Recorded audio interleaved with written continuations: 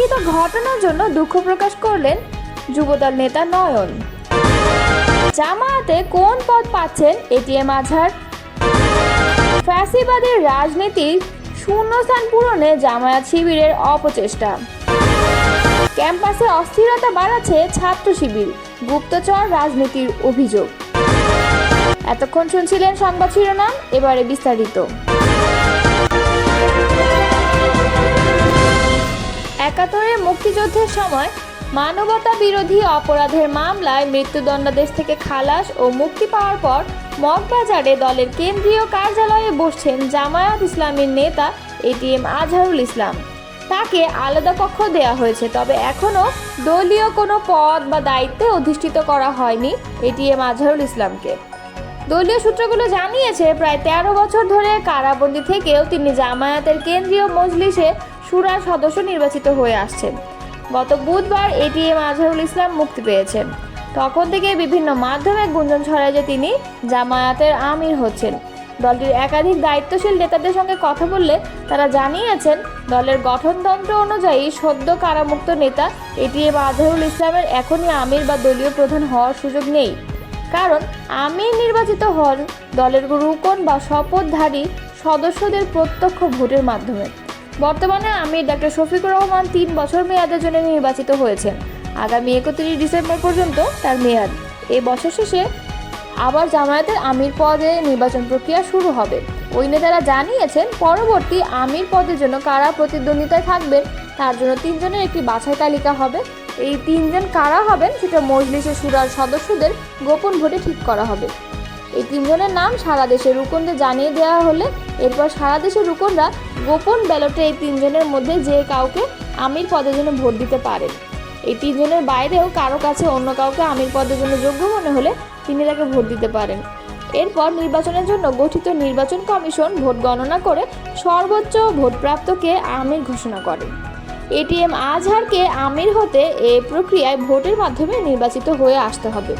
দলটির বিভিন্ন পর্যায়ে কথা বলে জানা গেছে, এটিএম আজহারুল ইসলামকে দলের কেন্দ্রীয় নায়েবে আমির করার সম্ভাবনা বেশি। বর্তমানে জামায়াতের নায়েবে আমির 3 জন। তারা হলেন দলের সাবেক 3 সংসদ সদস্য মুজিবুর রহমান, সৈয়দ আবদুল্লাহ মোহাম্মদ তাহের ও আনাম শামসুল ইসলাম। এটিএম আজহারুল ইসলাম 2011 সালের 22 আগস্ট মানবতা বিরোধী অপরাধের অভিযোগে রাজধানীর বড় মগবাজার বাসা থেকে গ্রেপ্তার হন। তখন তিনি জামায়াতের কেন্দ্রীয় সহকারী সেক্রেটারি জেনারেল পদে ছিলেন। তার আগে আলিয়া হোসেন মোহাম্মদ মুজাহিদ গ্রেপ্তার হওয়ার পর একবার ভারপ্রাপ্ত সেক্রেটারি জেনারেল পদেও ছিলেন। বর্তমানে সারা দেশে কেন্দ্রীয় মজলিসে শুরার সদস্য 3 শতাধিক বলে জামায়াতের দায়িত্বশীল সূত্র থেকে জানা গেছে। ওই সূত্র জানায়, 3টি প্রক্রিয়া অনুসরণ করে কেন্দ্রীয় মজলিসে শুরার সদস্য নির্বাচন করা হয়। প্রথম ধাপে সারা দেশের রুকনরা ভোটের মাধ্যমে মজলিসের শুরার সদস্য নির্বাচন করেন। মজলিসের শুরার সংখ্যা 2 শতাধিক। এরপর মজলিসে শুরা নির্বাচিত এই সদস্যরা গোপন ব্যালটে আরও 30 জন মজলিসের শুরা সদস্য নির্বাচন করতে পারেন। জামায়াত নেতারা জানিয়েছেন, এরপর তৃতীয় ধাপে কেন্দ্রীয় মজলিস শুরায় আরও কিছু সংখ্যক সদস্য নির্বাচন করা হবে। সংশ্লিষ্ট ব্যক্তিরা জানিয়েছেন, মূলত এই অংশে আইনজীবী, চিকিৎসক, প্রকৌশলী সহ বিভিন্ন শ্রেণী পেশার প্রতিনিধি থাকতে পারে। জানা গেছে, জামায়াতের গঠনতন্ত্র অনুযায়ী দলের কেন্দ্রীয় মজলিসে শুরা সদস্যদের শপথ নিতে হয়। এটিএম আজহার কারাগারে থাকায় তার শপথ হয়নি, এখন তাকে শপথ নিতে হবে। জামায়াত শিবির এখন আওয়ামী লীগের ফ্যাসিবাদী রাজনীতির শূন্যস্থান পূরণের অপচেষ্টায় লিপ্ত হয়ে নতুন করে সহিংসতার আশ্রয় নিচ্ছে বলে মন্তব্য করেছে বাংলাদেশ ছাত্র ইউনিয়ন। বামপন্থী সংগঠনটি বলেছে, সারা দেশে তারা পরিকল্পিতভাবে সন্ত্রাস কায়েম করে ধর্মীয় ফ্যাসিবাদ প্রতিষ্ঠার অপচেষ্টা করছে। ছাত্র সমাজকে সঙ্গে নিয়ে এই নতুন ধর্মীয় ফ্যাসিবাদী আগ্রাসনের বিরুদ্ধে ঐক্যবদ্ধ আন্দোলনে রাজপথে ধর্মীয় ফ্যাসিবাদের বিদায় ঘণ্টা বাজাবে ছাত্র ইউনিয়ন। শুক্রবারে বাংলাদেশ ছাত্র ইউনিয়নের একাংশের সভাপতি তামজিদ হায়দার চঞ্চল ও সাধারণ সম্পাদক শিমুল কুম্ভকার এক যৌথ বিবৃতিতে এই কথা বলেন। বিবৃতিতে বলা হয়, 71-এর চেতনায় গড়ে ওঠা গণ অভ্যুত্থানের আকাঙ্ক্ষাকে পদদলিত করে জামায়াত শিবির একটি বহুত্ববাদ বিরোধী, নারী বিদ্বেষী ধর্মীয় একনায়ক তত্ত্ব কায়েমে লিপ্ত হয়েছে। জামায়াত শিবির এখন আওয়ামী লীগের ফ্যাসিবাদী রাজনীতির শূন্যস্থান পূরণের অপচেষ্টায় লিপ্ত হয়ে নতুন করে সহিংসতার আশ্রয় নিচ্ছে। ছাত্র ইউনিয়নের ছাত্র সমাজকে সঙ্গে নিয়ে এই নতুন ধর্মীয় ফ্যাসিবাদী আগ্রাসনের বিরুদ্ধে ঐক্যবদ্ধ আন্দোলনে রাজপথে ধর্মীয় ফ্যাসিবাদের বিদায় ঘণ্টা বাজাবে। এতে আরও বলা হয়, রাজশাহী বিশ্ববিদ্যালয়ে গণতান্ত্রিক ছাত্র জোটের শান্তিপূর্ণ মিছিলে ছাত্র শিবিরের হামলায় বেশ কয়েকজন ছাত্র আহত হয়েছে। এরই ধারাবাহিকতায় 28 মে চট্টগ্রাম প্রেস ক্লাবের সামনে গণতান্ত্রিক ছাত্র জোট শান্তিপূর্ণ কর্মসূচি পালন করতে গেলে তথাকথিত শাহবাগ বিরোধী ঐক্য ব্যানারের আড়ালে জামায়াত শিবিরের সশস্ত্র সন্ত্রাসীরা পুলিশের উপস্থিতিতে নৃশংস হামলা চালায়। চট্টগ্রামের এই হামলায় 12 জন শিক্ষার্থী আহত হন, যাদের মধ্যে 3 জনের অবস্থা বর্তমানে আশঙ্কাজনক। চট্টগ্রামে হামলার সময় নারী কর্মীদের শারীরিকভাবে লাঞ্ছিত ও নিগৃহীত করা হয়েছে অভিযোগ করে ছাত্র ইউনিয়ন বলছে, সেখানে পুরুষ নেতাকর্মীদের দফায় দফায় মারধর করা হয়।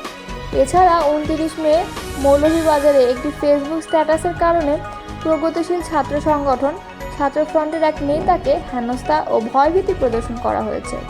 ঢাকা বিশ্ববিদ্যালয়ে গণতান্ত্রিক ছাত্র জোটের কর্মসূচি চলাকালে ক্যাম্পাসের ঐতিহ্যবাহী গণতান্ত্রিক সহাবস্থানের সংস্কৃতি ভেঙে দিয়ে ছাত্র শিবির বারবার উস্কানিমূলক তৎপরতা চালিয়েছে। ছাত্র শিবির ভিন্ন রাজনৈতিক অবস্থান দেখলেই আক্রমণাত্মক হয়ে উঠছে এবং সংঘবদ্ধভাবে ক্যাম্পাসে বিভ্রান্তি, অস্থিরতা ও গুপ্তচর রাজনীতির চর্চা করছে। এটি গণতান্ত্রিক শৃঙ্খলা ও স্বাভাবিক শিক্ষা ব্যবস্থা পরিপন্থী বলে অভিযোগ করেছে বাংলাদেশ গণতান্ত্রিক ছাত্র সংসদ। শুক্রবার ছাত্র সংগঠনের মুখপাত্র আশরাফা খাতুনের পাঠানো সংবাদ বিজ্ঞপ্তিতে এ অভিযোগ করা হয়েছে। সংবাদ বিজ্ঞপ্তিতে বলা হয়, ঐতিহাসিক জুলাই গণঅভ্যুত্থানের পর যে আকাঙ্ক্ষা ছাত্র সমাজ ধারণ করেছিল, সেই চেতনার সঙ্গে শিবিরের বর্তমান অবস্থান সম্পূর্ণ বিপরীতমুখী। নামে বেনামে বিভিন্ন সংগঠনের আড়ালে এ দায় এড়ানো রাজনীতি গণতান্ত্রিক ছাত্র সংসদ প্রত্যাখ্যান করে। গণতান্ত্রিক ছাত্র সংসদ বলেছে, পতিত স্বৈরাচারের সঙ্গে সহযোগী নিষিদ্ধ ছাত্রলীগ যেভাবে বিরোধী মতাদর্শের কর্মসূচিতে সংঘর্ষে জড়াতো এবং সহিংসতা চালাতো, ছাত্র শিবিরও বর্তমানে একই কায়দায় নামে বেনামে সংগঠনের ব্যানারে কর্মসূচি দিয়ে ফ্যাসিবাদের রাজনীতির দিকে এগিয়ে যাচ্ছে। জাতীয় নাগরিক পার্টির এই ছাত্র সংগঠনের সংবাদ বিজ্ঞপ্তিতে বলা হয়, বিগত স্বৈরাচারী ফ্যাসিবাদী শাসন আমলে ইসলামী ছাত্র শিবির নিজেই রাজনৈতিক নিপীড়নের শিকার হয়েছিল। সেই ইতিহাসের প্রতি শ্রদ্ধা রেখেই আমরা বলি, মজলুম থেকে জালিমে পরিণত হওয়া এই বিবর্তন শুধু দুঃখজনকই নয়, ছাত্র সমাজের প্রতি এক ধরনের বিশ্বাসঘাতকতা। রাজশাহী বিশ্ববিদ্যালয়ে গণতান্ত্রিক ছাত্র জোটের মিছিলে হামলা, ঢাকা বিশ্ববিদ্যালয় বিরোধী মতের কর্মসূচিতে ধারাবাহিক বাধা এবং চট্টগ্রামে এক ছাত্রীকে পা দিয়ে আঘাত করে ফেলে দেওয়ার ঘটনাকে গণতান্ত্রিক ছাত্র সংসদ রাজনৈতিক বিপজ্জনক রূপান্তরের নিদর্শন হিসেবে দেখছে বলে সংবাদ বিজ্ঞপ্তিতে উল্লেখ করা হয়।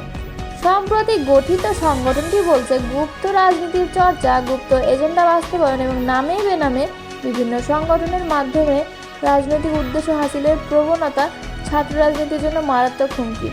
আমরা মনে করি ছাত্র রাজনীতি হবে উন্মুক্ত, মত প্রকাশ থাকবে মুক্ত ও গণতান্ত্রিক ভিন্নতা হবে সম্মানিত।